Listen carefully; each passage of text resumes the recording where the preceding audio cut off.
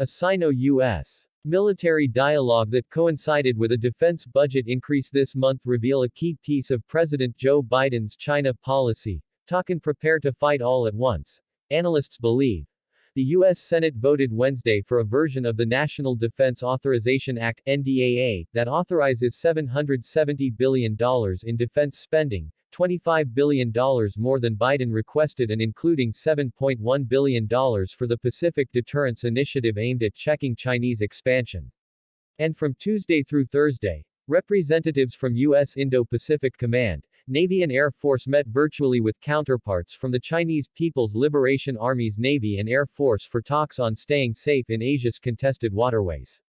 U.S. military, they do what they have to do, like conduct freedom of navigation operations in the South China Sea, but they also make sure there are guardrails. They continue to keep the lines of communication open with the Chinese, said Aaron Rabina, research fellow at the Asia-Pacific Pathways to Progress Foundation in Metro Manila.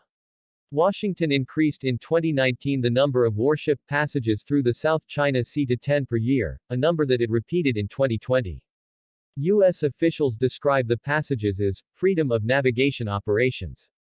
China and the United States are in what scholars describe as a great power competition, with Washington particularly targeting the other side's expansion in the East and South China Seas, where the U.S. counts nearby countries as geopolitical allies. Biden will carry the version of the NDAA bill passed Wednesday included a statement of congressional support for the defense of Taiwan and a ban on any Defense Department procurement of goods produced with forced labor from China's restive and largely Muslim Xinjiang region. The act now requires Biden's signature. The military talks, a process that began in 1998, were held to reduce risks and improve operational safety in the air and sea, the U.S. Indo-Pacific Command said in a statement. U.S. and Chinese officials discussed this time upholding professionalism and reviewed safety-related events, the Friday statement says.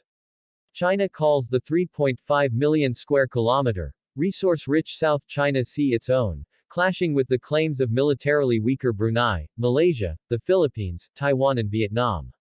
U.S. warships also sail the Taiwan Strait, a warning against China not to attack the self-ruled island, which China claims as its own.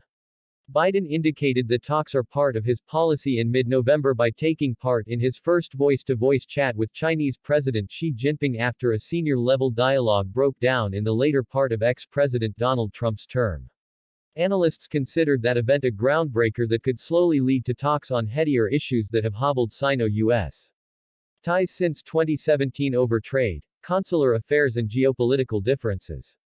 The U.S. President underscored the importance of managing strategic risks in his comments to Xi, but at the same time underscored the United States will continue to stand up for its interests and values, according to a White House statement. On the competition but hopes to stop any violent flare-ups, analysts say. Chinese state-run media have kept quiet on the U.S.-China talks this week, but the Chinese Communist Party-owned China Daily News website a year ago blasted the Pacific Deterrence Initiative as being a cost to other Asian countries rather than a strong signal to China.